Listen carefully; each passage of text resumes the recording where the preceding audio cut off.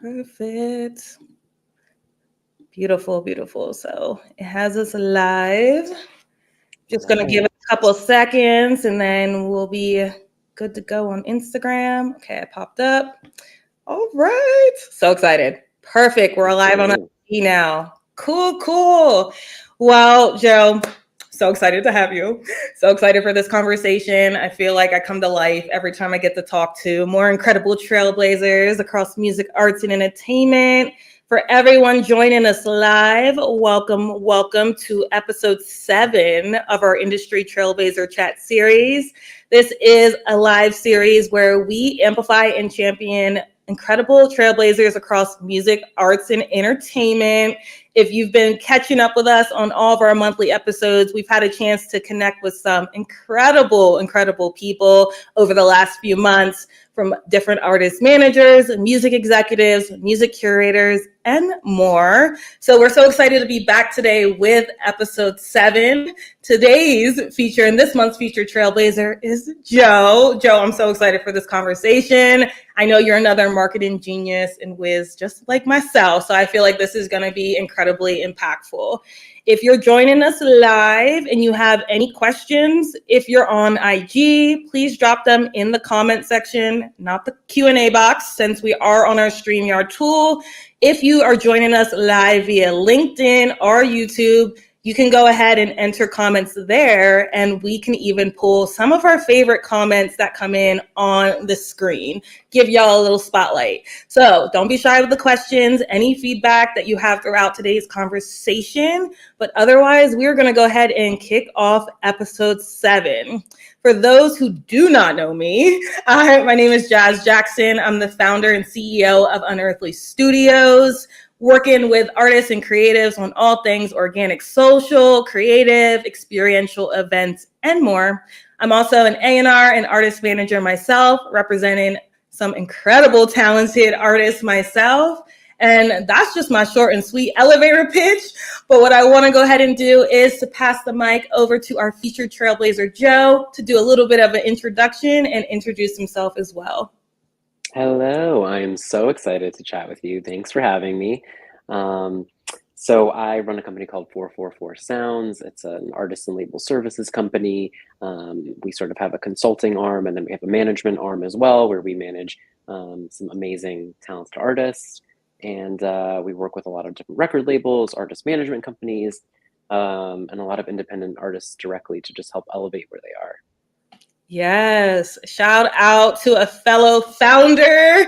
We were Jonah and I were just chatting about this a little bit ago together, but launching your own venture, your own business, it's no easy feat. So I always got to give flowers out to my fellow founders and CEOs out there for taking that bold leap and step into bringing your own vision to life. Thank you. Yeah, it is. It is not easy, but it is so worth it and so rewarding. And, it just feels good to be able to kind of like chart your own path.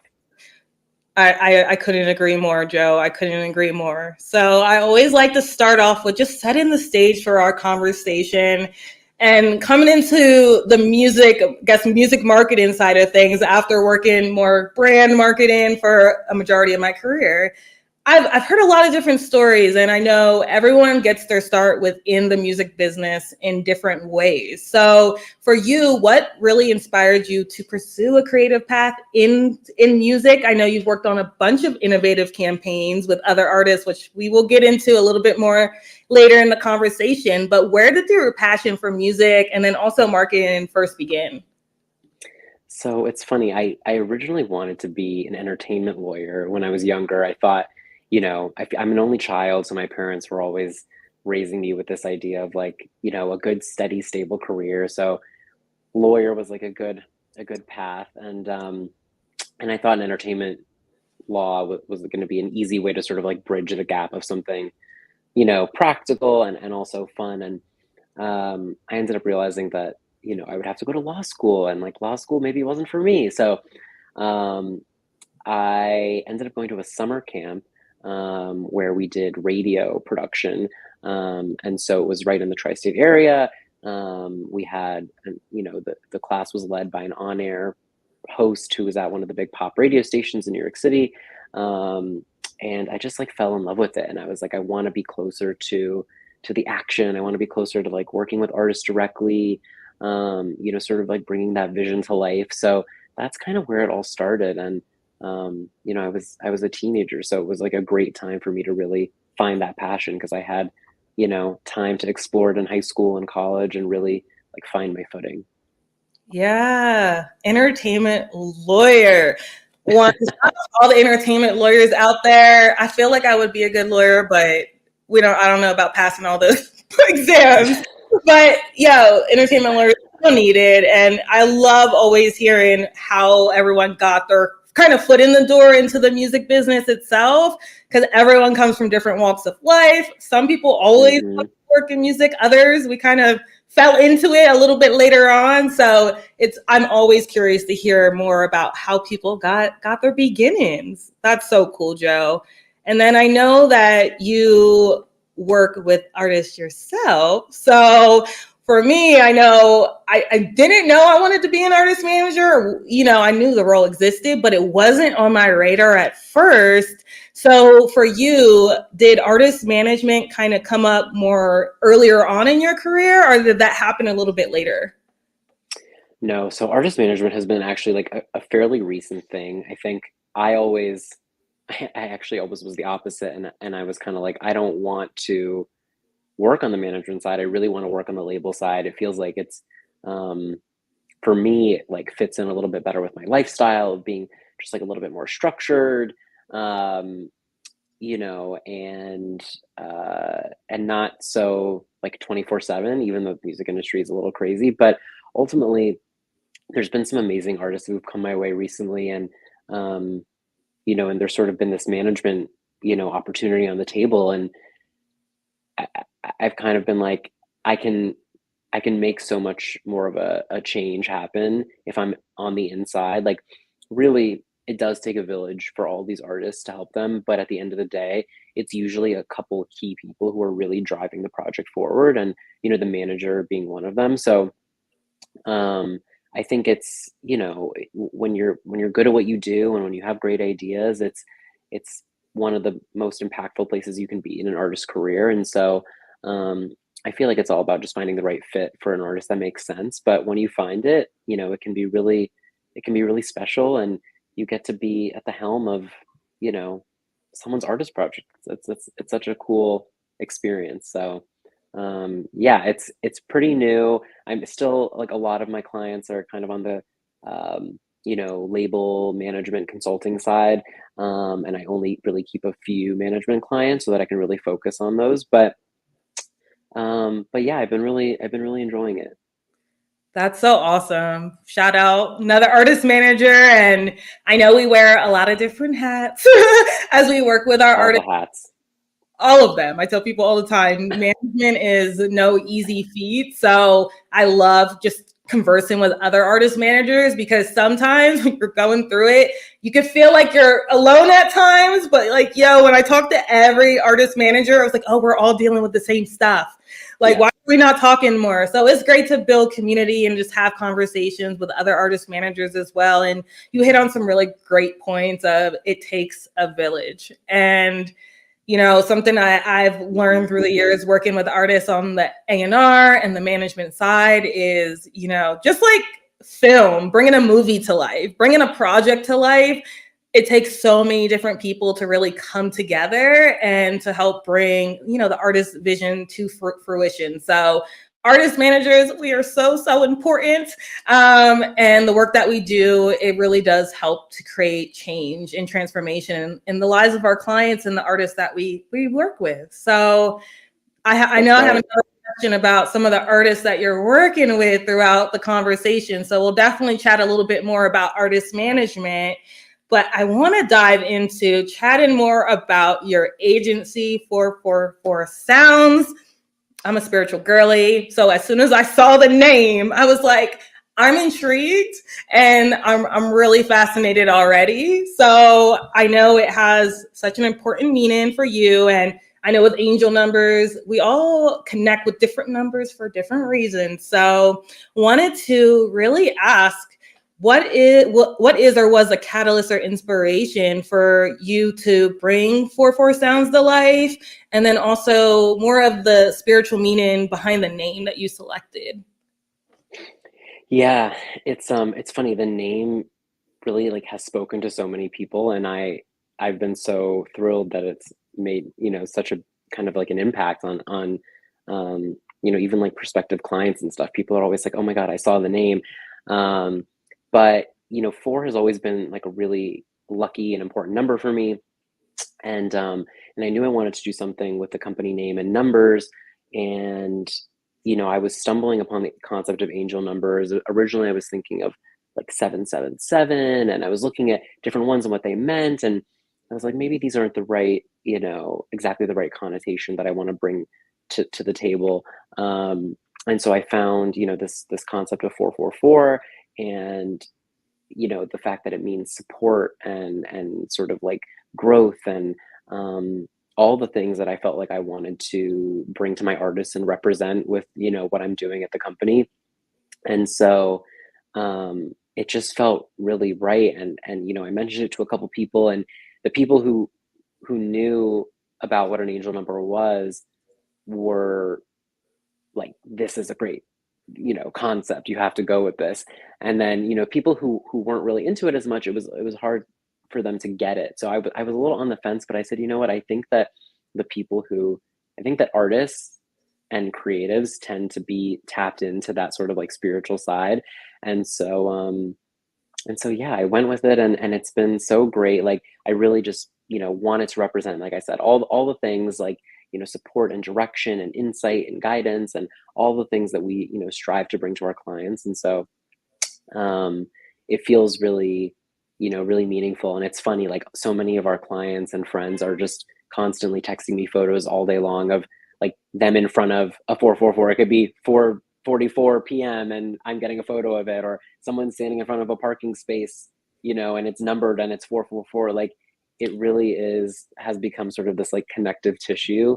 um and it's really fun to see that, because I do find meaning in it. I love it. I love it. As soon as I saw the name, I was like, I feel like Joe and I would be the best. You already get it. You're already tapped in. 100%. Yeah, 444 is one of my favorite angel numbers. I feel like I see it everywhere. Oh, my angels are always out We're on the there. same wavelength.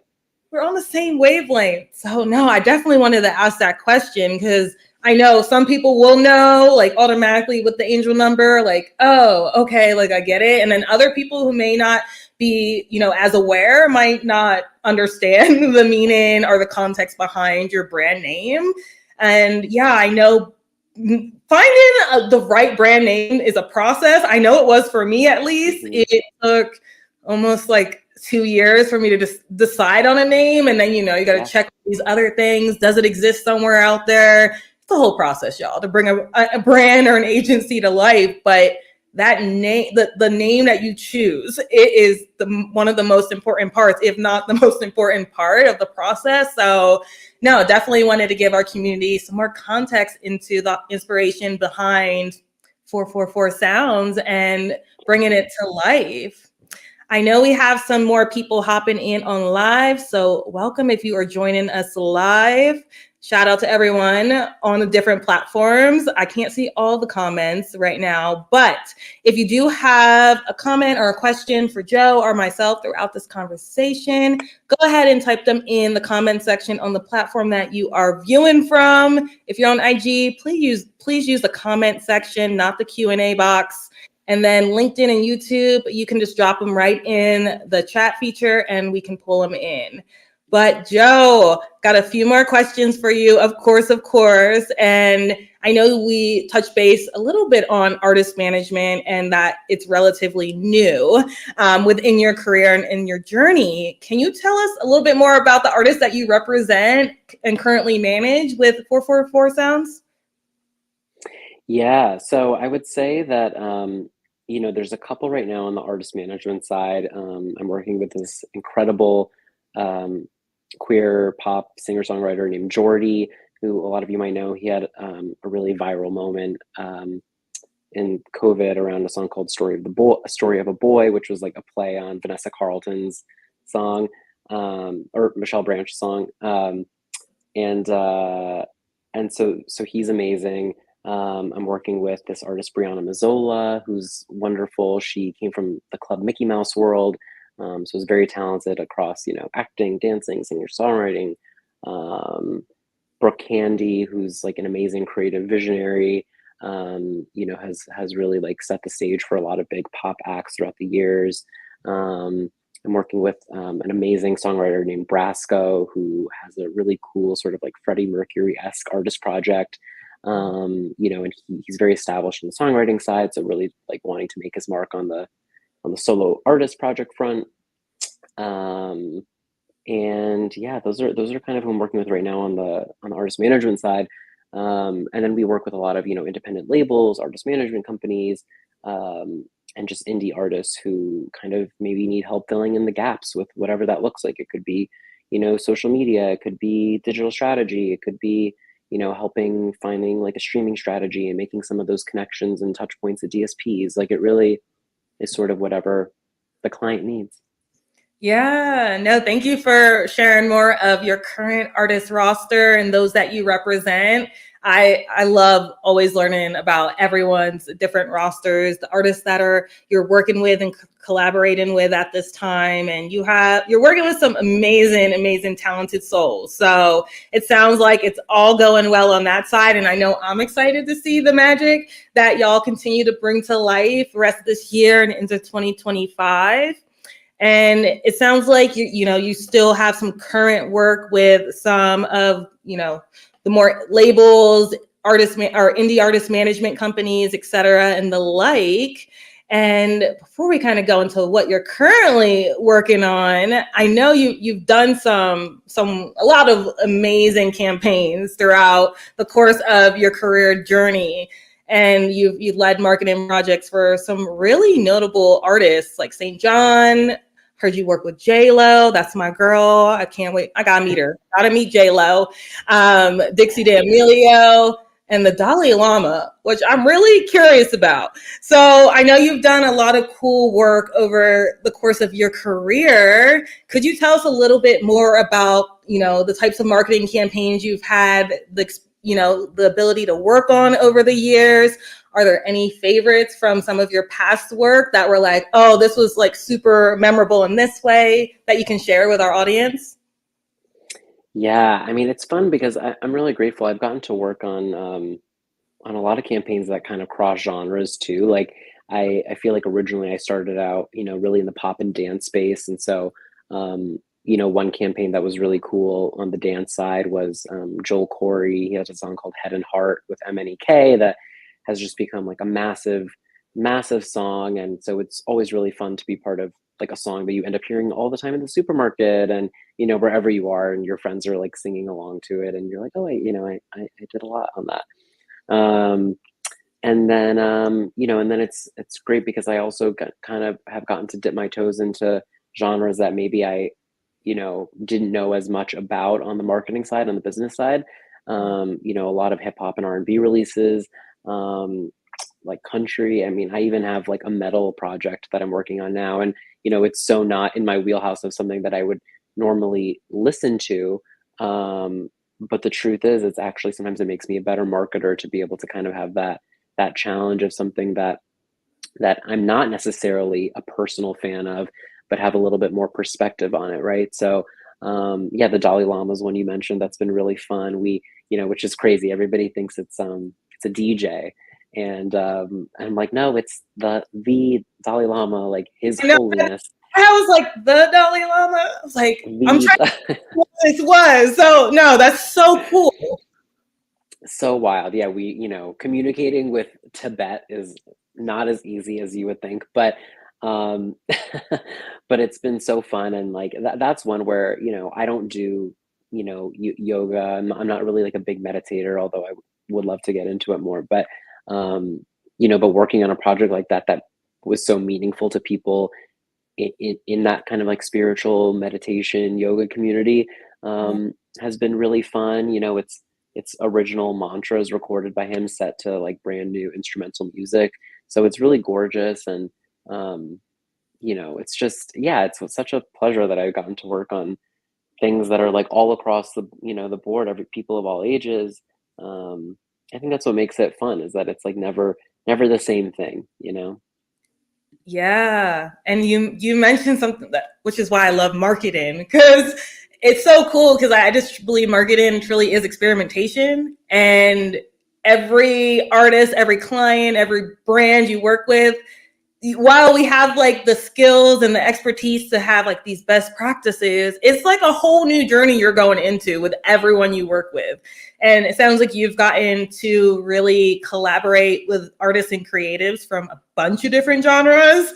I can't wait to have more of that experience myself, since I'm pretty much within hip hop, R&B, kind of pop right now, but I'm so excited about the challenge that you can find yourself with. It's like, oh, I don't really listen to metal or punk rock as much anymore. I used to be into a lot of that when I was younger, but I'm like, but I know I could still really help tell this really great story and really help them amplify their vision for this project. So it sounds like you've gotten to really, dip your toes into different genres, work with different types of creatives, I'm sure, as well too. Yeah, no, it's fun. I think that's what makes it so fun. It's like, and I feel that I've become a better marketer because of it. Like, I'm able to work with artists from all different walks of life and understand and share perspective with them. And, ultimately, like that's what you have to do to find that common ground to help be a marketer, right? It's like you have to be able to work with the 65-year-old like legacy rock act, or the 18-year-old like rapper who doesn't know anything about the music business, because it's just been like a hobby for them up to that point or whatever. So it's always like a new challenge, which is fun. Yeah. On that note, do you have a favorite either artist that you've gotten to work with over a number of years, or like, hey, on this artist project, we did something really unique and different, or like, oh, I'm never going to forget this campaign I worked on? Are there any of those like memorable standout moments from a couple of these campaigns that you can share? Yeah, I mean, I think that one of them is Clean Bandit. I really have enjoyed. I used to work with Clean Bandit when I worked at Atlantic Records, and that was such a fun project because they're just so talented and they're doing something so unique. Um, and so, it's always been fun to like be able to pull that creativity out.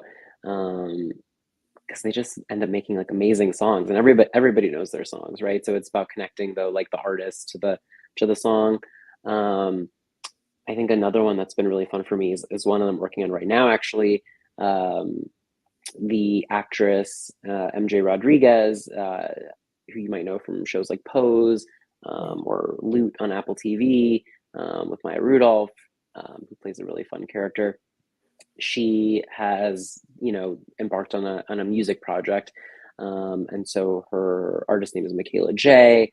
We actually have her debut album coming out this week, and it's been so fun to work on because I think that someone who's really established in the kind of public sphere for one thing already, makes it easier in certain ways to kind of like enter and open some doors. But on the other hand, it's like it's an interesting juxtaposition because we're really like building an artist from the ground up.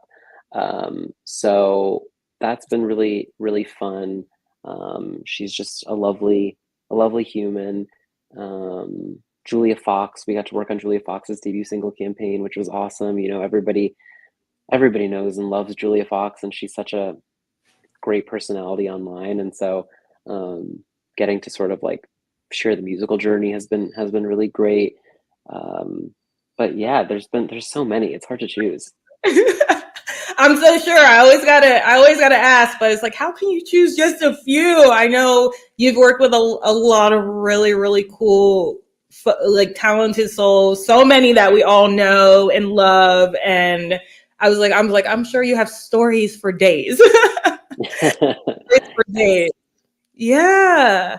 And I know we touched base just like a little bit on launching, your own agency is no easy feat, But I'm sure that, through the course of your journey, you've also had to overcome different challenges or obstacles, especially within the music business.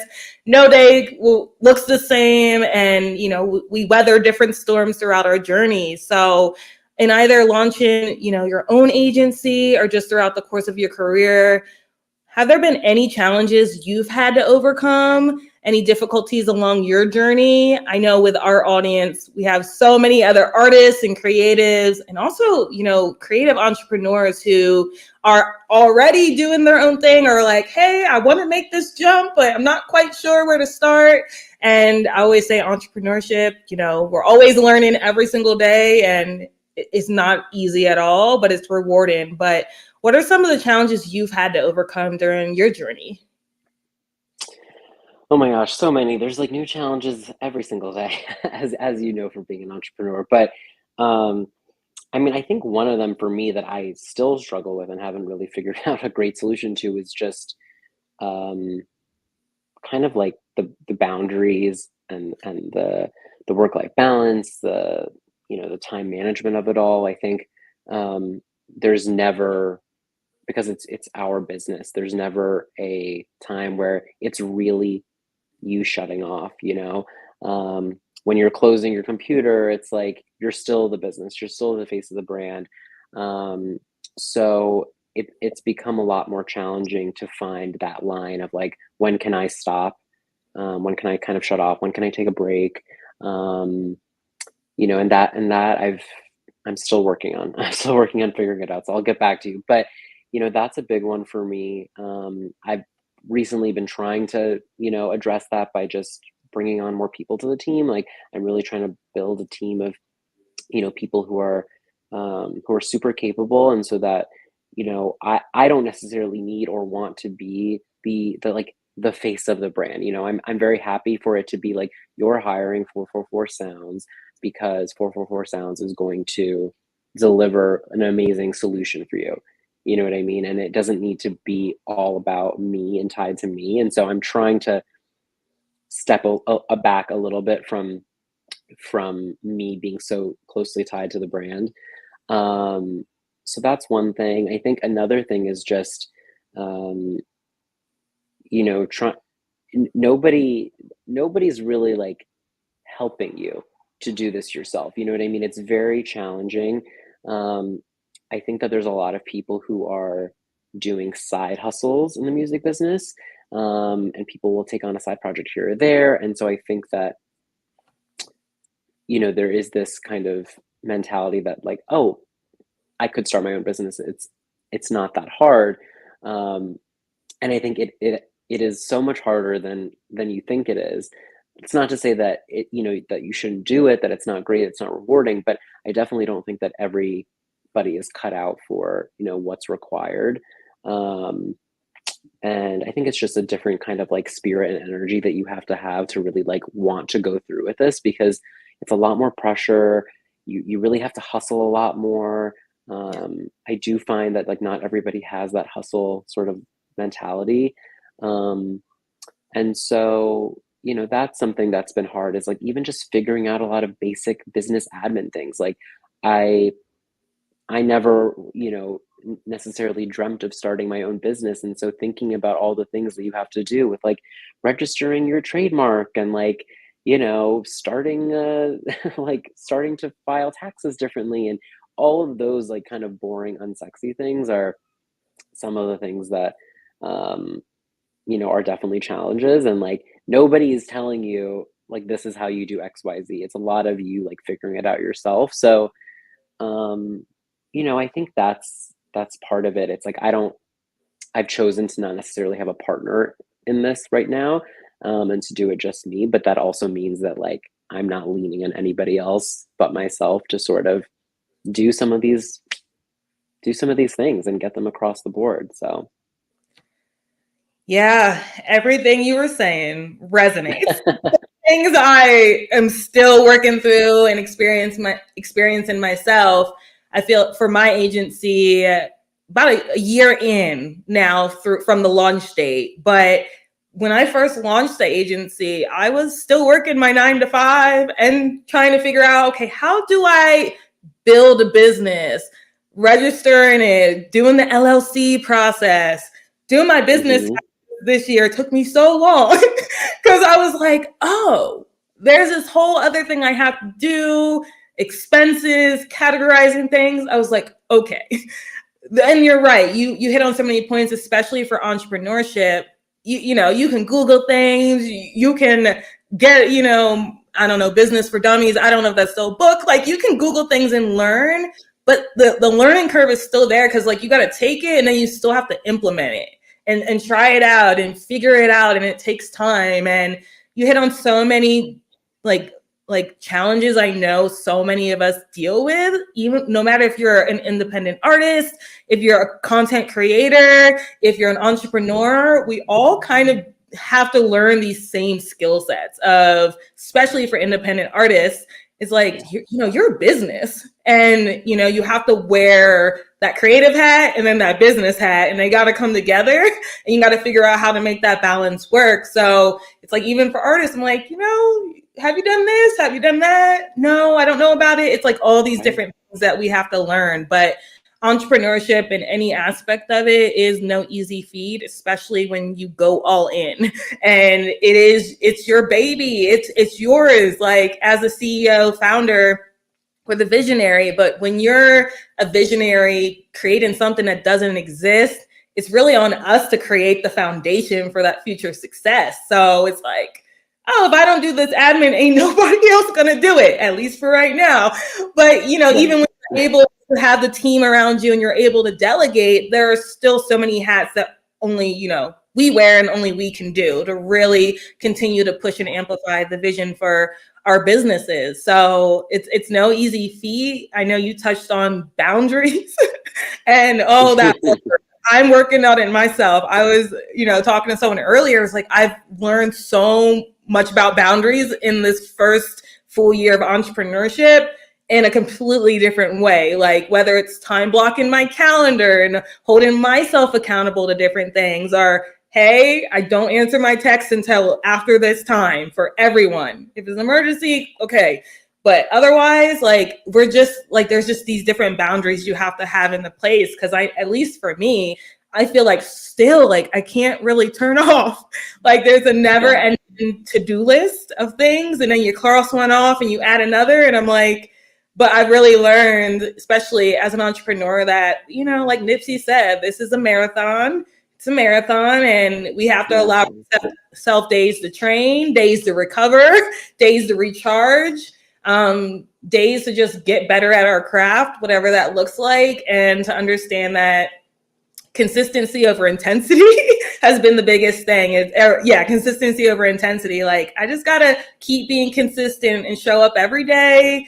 We're going to get to the result. But yeah, you mentioned a lot of things that I know I've personally have struggled with and I'm trying to find the more balance for, but I also know that other creatives and artists could resonate with that as well. Yeah, no, and I actually love what you said too about even the artist as a business. Like I think that a lot of artists don't don't realize that, you know, their artistry is in fact a business, and they don't look at themselves like that. And so, you know, there's artists who've had very long careers and they don't have some of these, to your point, some of these basic things set up, and you know, because they didn't have the right people guiding them. And it's so important because like those are things that are going to set them up for, you know, the next 50 years, right? To have a successful retirement plan. Like they don't have a 401k like regular employees and things like that. So it's, you know, they have to sort of take steps to you know, get their business in check. Yeah, and speaking of business, what would you say are some of the non-negotiable of things like, hey, every artist should have these things set up or should be thinking about, whether you're more of a legacy act and maybe you're going more the independent route, or if you're an indie artist that's still emerging and coming into the space? Like, what are some of the things you guide your artists and team on as well? I mean, one thing is really just as basic as like registrations. I think that the amount of artists that I speak to who are even like, you know, mid-tier, like big artists who don't have songs registered with their publishers, don't have songs registered on, Sound Exchange, don't have, have money sitting in like their YouTube account, like their YouTube mechanical, mechanicals aren't being claimed properly. Like I have found hundreds of thousands of dollars that have just been like unclaimed in various portals, simply because of something either not being registered correctly or not being registered at all.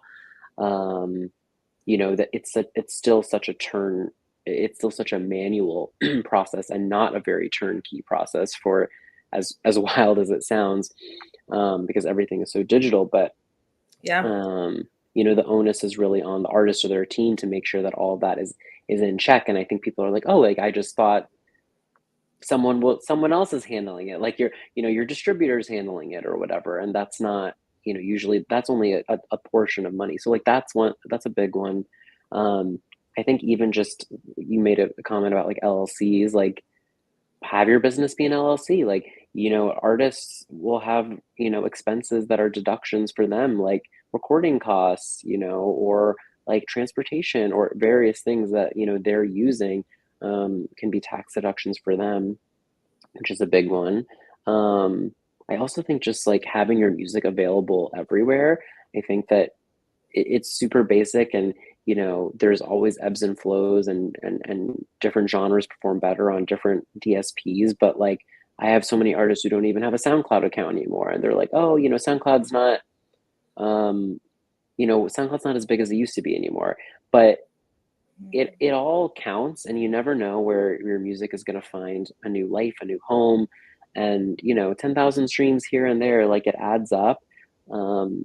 So I think just some of those basic check marks of like optimizing your artist profiles, like always, updating things like your photos and your bio and your links and all those things. Like people notice, I think, when things are out of date. And so, you're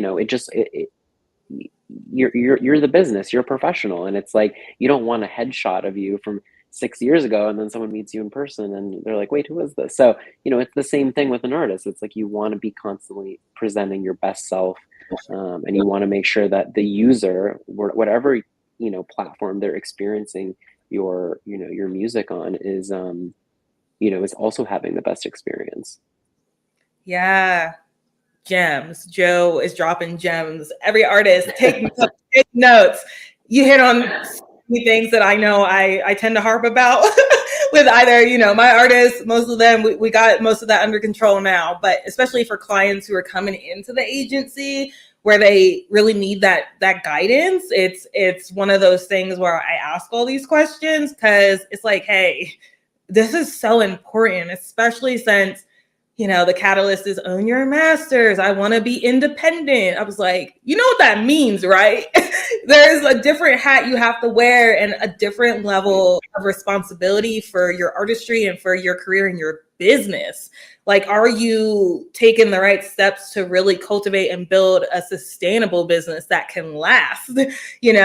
Whether you continue to make music for the rest of your life or whether you decide to pursue other ventures in the future. There are, like, you touched on some really great points. There are a lot of artists who don't even have all their registration and royalty collection stuff set up correctly. And I asked so many artists that, and they're like, what Sound Exchange and Song Trust and MLC? And I'm like, yeah, so you're not getting all the money that you probably are owed and you could have been generating, because it's like you just don't know. And I don't know who said this quote, but now it's stuck with me. It's just like, you don't want to live life paying the ignorance tax from not knowing stuff. So and it's so true, especially for artists. And so you hit on a lot of great gems, even just like, hey, you're a business. Like, why don't more artists have their LLC set up? It's, it takes a little bit of time, but when you do that, like, I was like, all that good coins you're investing, a lot of those are tax write-offs. Like, really be bringing your taxable income down. And I'm not a tax professional, so, but gotta put that caveat in there. But there are just different things that, you know, a lot of artists really should be doing, but they may just not know about. They may not feel like, oh, I'm not necessarily there to take that next step. And I'm like, no, you really are. You really are. And these are all great things to think about. You even mentioned things like just updating your social profiles. I know, especially from the A&R side, I'm always discovering new artists. And it's like, wow, your socials aren't even linked in your Spotify for artists. How are, you know, there are some people who will take the time and go to Instagram and then do that extra clicks, but there are a lot of people who just won't. If you can't make stuff easy for them, like one click, I'm there, you likely are losing people along the way, especially from the artist discovery point. So you touched on a lot of great gems, things that I'm always telling artists myself. So I'm glad we're in lockstep there, because it's so important. And I always say too, a lot of the opportunities that especially artists are hoping to gain throughout the course of their career, whether it's show opportunities, performing at a festival, brand deals, all of these things, like, you got to have your stuff in order. They're checking for these things. So it's so crucial and so important. So I'm happy that you touched on some of those. Thank you. Yeah, I'm going to use the ignorance tax line next time. I feel like that's why I'm just like, that's a good one. Yeah, I would say I'm a student of life, and I always try to remind myself, like, I'm always the student and sometimes the teacher. It's great to do what I do and to be able to have a lot of, you know, experience and enthusiasm and knowledge, but it would be doing my artists, my clients, my team a disservice if I just operated, especially as a founder of an agency, helping to guide others. If I'm just like, oh, I know everything, I know all about this. I was like, I know a lot, but I don't know about everything. So I know when I was going into artist management, I was like, okay, like what are the areas within the music business I need to know so I could be the best guide for my artists or any clients that are coming to me moving forward. So I know this was during like COVID and the pandemic, and I was like, okay, well, I'm home. Let me just learn. Let me have conversations with people. Let me, you know, do my little virtual coffee chats. And I spent, like, before I even brought on my first artist, like couple years just learning. Like, what is publishing? What is all this about sync licensing? How do an artist register their music? What's a PRO? Mm-hmm. Things were so foreign to me. So I was like, well, I refuse to pay the ignorance tax. And it's not that I know everything now, but I can only imagine how much of a disservice I would be doing onto others if I would just operate it like, I don't gotta worry about that. I was like, no, I really do. Definitely. No, you're right. You know, it's funny. Like, someone was telling me the other day, they're like, I wish there was a course for artist managers to like teach people, because there's so many, I think, managers who end up being, you know, someone's family friend, someone's, you know, brother, someone's boyfriend. Like, it ends up, you just fall into these roles because those are the people that are around you. And if you're not connected with, you know, an industry professional, you're going to probably just let somebody in your life that's close to you manage you without really that knowledge. And there is no formal training to be a manager. It's just the experience that you're gathering and how much you're going to dive in. And like you said, take it upon yourself to do the research. And so it's like, someone needs to make it an artist manager academy, because that'll make a lot of money. And there's a lot of managers that I can refer to be in that academy. Yeah, it's all been learning. Even now, I feel like every week I'm in some sort of webinar. Like, you know, last year I was going more to different cities, music business conferences. I'm going to be doing that a whole lot more next year. But I'm like, I never stop learning. And that's, you know, people are always like, Jazz, you know so much. I was like, because I don't stop learning. If there's a webinar on a topic I know, I'm still going to sign up for the webinar, because I guarantee there's going to be 1 or 2 gems that just has me learn something different, think about something in a different way. Just to hear someone else's unique POV is so valuable. So you're so right. We need one. And I know not all artist managers are as proactive as me, but I was like, I'm going to sign up for every free webinar. If I got to pay a little bit of coins to invest in myself, my growth, and go to a music business conference, I'm going to do that. So it's right. So important. And it's really helped me, I feel like, move 10 times faster, because I'm just constantly learning. And also too, for artist managers out there, I know got some really cool artist managers in my community as well. It's mentorship is so valuable too. And I know that's something that I took the time to really cultivate. I was in a couple mentorship programs myself. I was in Femme It Forward's Next Gen Femme mentorship program as last year's cohort. And one of my industry mentors, she's freaking phenomenal, and has been doing the music marketing, artist development for like 20 years. So mentorship is so valuable too. So you might not be able to find a mentor right away, but from getting into these different rooms and different spaces, you're just going to meet so many different people, and you never know what organic relationships can form and be able to get cultivated by just betting on yourself, investing in yourself, and putting yourself in these spaces. Because you've been doing this for a long time, Joe. Like, a lot of people are going to these same events. So if you can't hit them all, just hit one or two a year. I guarantee you'll be able to really form some great connections and learn a lot too. So in person, virtual, it all exists now, especially since, the pandemic where everyone had to be online. There's still so much virtual community building out there that folks can be a part of to learn.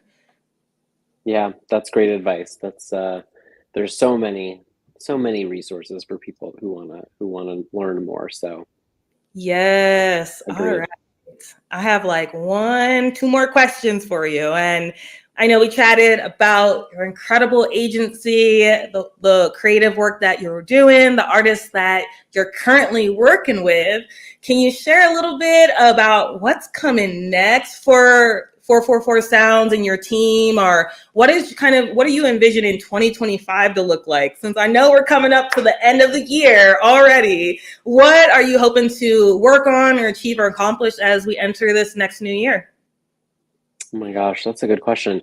I mean, I think that we're grateful to be super busy and have a great client roster. So I think it's just about like continuing to find talent that's really exceptional that we can work with.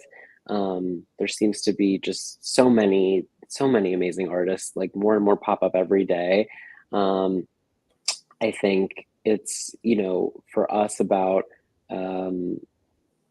always being able to deliver value to our clients, and so we try to keep things fairly boutique. Obviously, like always open to taking on new clients. Sometimes we'll turn things down if maybe we're like busy at that moment, but for the most part, like if we're excited about something, we'll make it work. So I think just really excited to like hear more new music next year and like work with more new great artists. It's always really rewarding to help like elevate somebody who's they're putting out their first song, and then you help them find success with it. And I think that's the other thing, is that like success, it's always a reminder that success can look different for everybody. And so people have these, I think, markers of what success might look like in their head. Like it has to hit 1 million streams, or it has to hit 10 million views, or whatever it might be. And it's all relative to, I think, what that artist is. If you did better this single release than you did with your last single, like that's a win in my book. And it's a long, like you said, it's a marathon, not a sprint. So I think sometimes it's just reminding artists that it's like that foundational growth and sustainable growth is much more important. So yeah, just excited to like help continue to see artists win and be on their be alongside for the journey. Yes. Well, I know I'm going to be tuning in, and I can't wait to see more of the magic you and your team continue to bring to life. You hit on so many great gems throughout this conversation together that I know my community will definitely find impactful. And like you said, success looks different for everybody. And I know one of the first questions I ask new clients coming in, and then even the artists that I decided to, bring on board for management opportunities, is I have to have a really good, vision of like, what does success look like for you? And I asked everyone that, because some people want to do festivals and do a lot of tours. Others are like, hey, I really am more interested in eventually being able to have some brand partnerships or write my own book or get more of my music placed like in movies or film.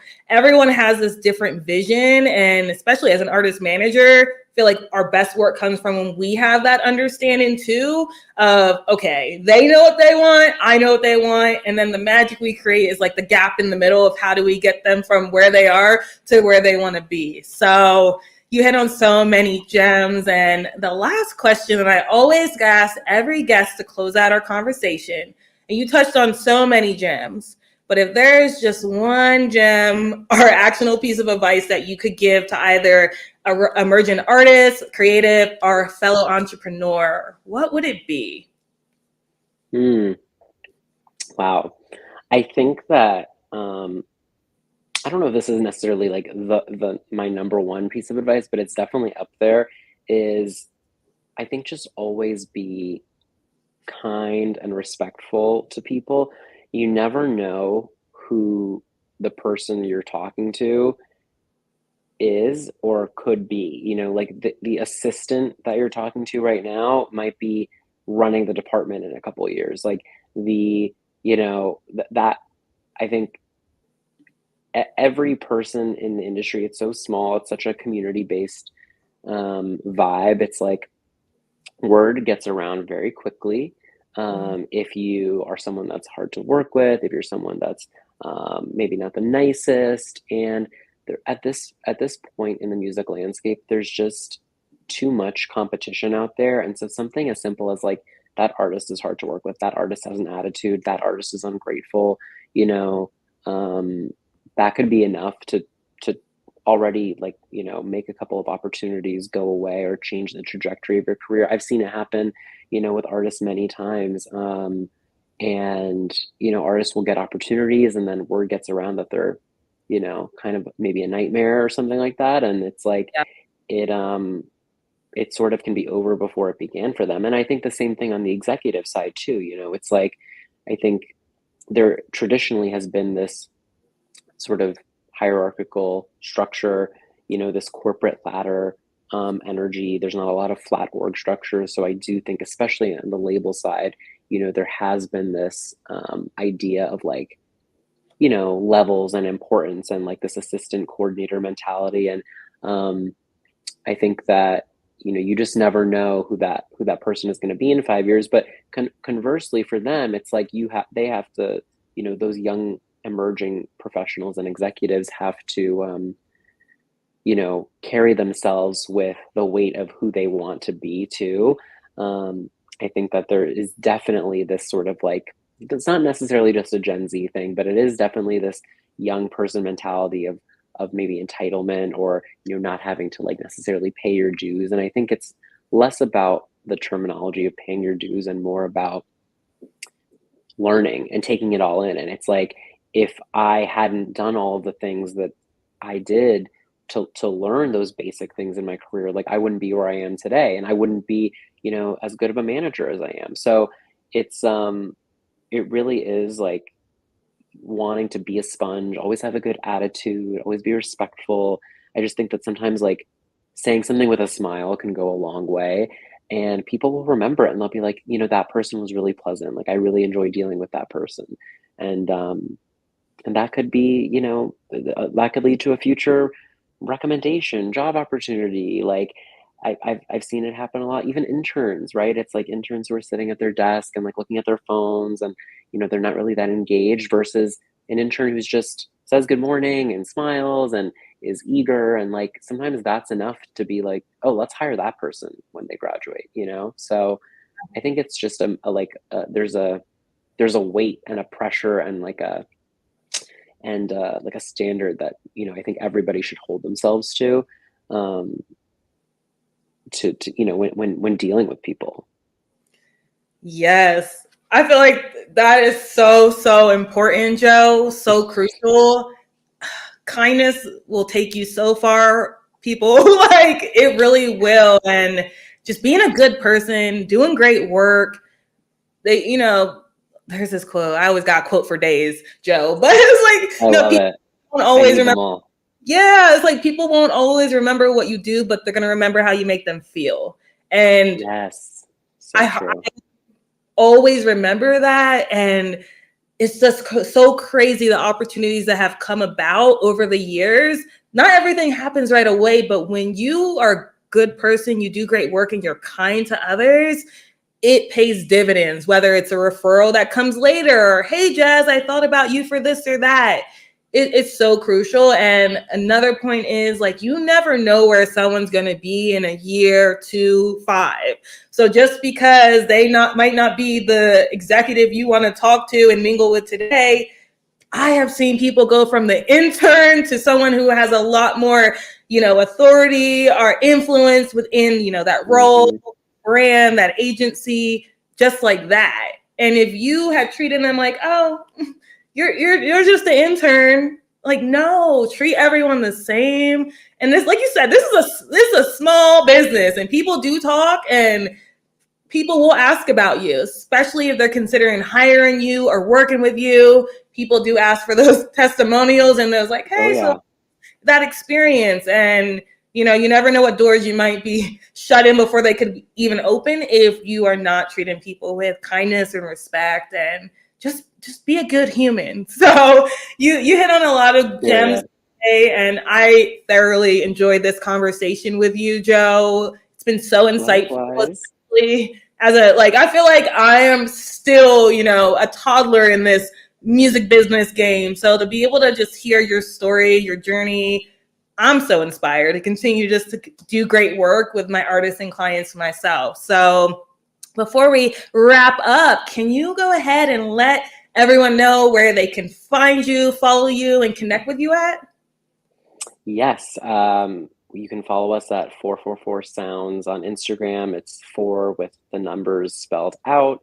And feel free to check us out on 444sounds.com. Really excited to chat with whoever is, an emerging artist and need some guidance. And thank you so much for having me, Jazz. It's been so fun to chat. Yes, it's been so much fun. Well, that is going to be a wrap on episode 7 of our Industry Trailblazer Chat series. If you're catching the replay, go ahead and find it over on YouTube. It'll be live right after I press the end button here. So go ahead and catch the replay, especially if you had to drop off any point of time throughout this conversation. And we will be back with another conversation during the month of October. Bye, everyone.